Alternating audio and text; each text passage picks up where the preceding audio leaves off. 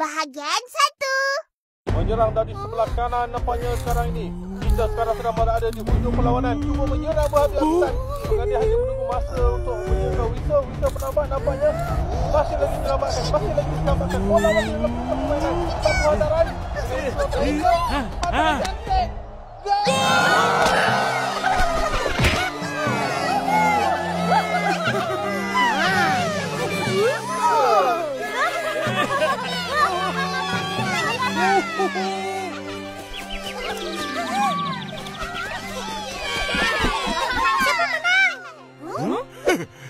Dua tiga burung terbang, kita menang!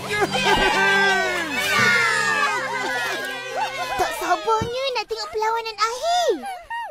Iya ni, kayaknya seru. Malaysia lawan Indonesia. Yalah. Oi, kalau dapat tengok kat stadium, mesti seronok. Betul-betul. Mimpilah. Nak dapat tiket pun susah. Mesti ramai orang. Nanti Daddy bawa aku tengok. Bawa lah kita orang sekali.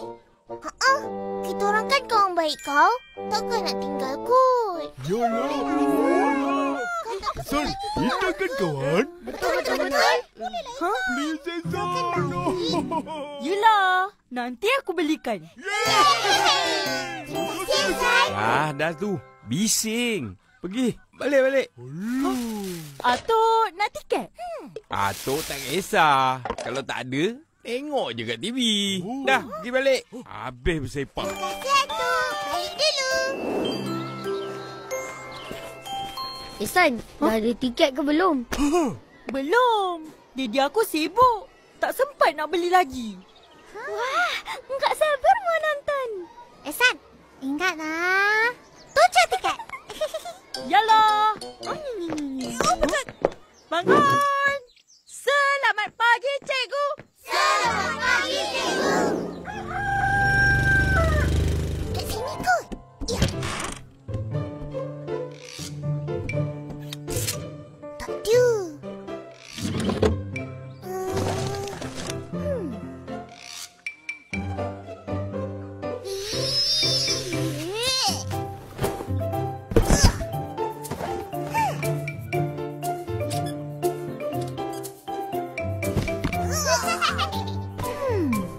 Kat mana agaknya?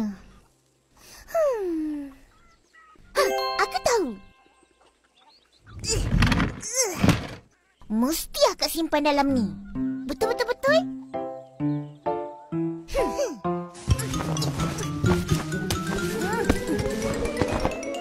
ada juga. Marilah kita tanya akak.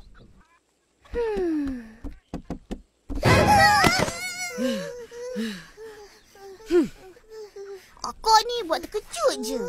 Betul. Nasib baik kita orang tak. Tak apa. Akak lagi terkejut tengok bilik korang. Kenapa sepah-sepah ni? Kita orang tengah cari baju bola. Untuk apa? Nak pakailah. Akak, kita orang nak pergi stadium. Tengok perlawanan akhir bola sepak. Hah? Yang Malaysia lawan Indonesia tu ke? Nak ikut. Dah ada tiket ke? Belum lagi. Tapi Ihsan belikan nanti. Dia belanja semua kawan baik dia. Hah? Ya ke? Suruh dia belikan untuk akak juga. Mana boleh? Akak pergilah sendiri dengan kawan baik akak. Entah. Koranglah kawan baik akak. Tak. Kita orang adik-adik akak. Oh, tak apa. Carilah sendiri baju bola tu.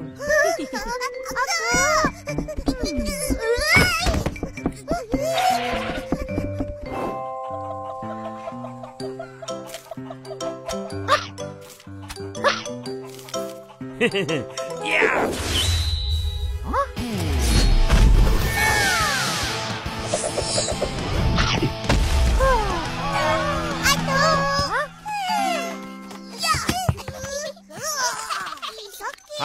Upin, Ipin, mari sini. Ada apa tu?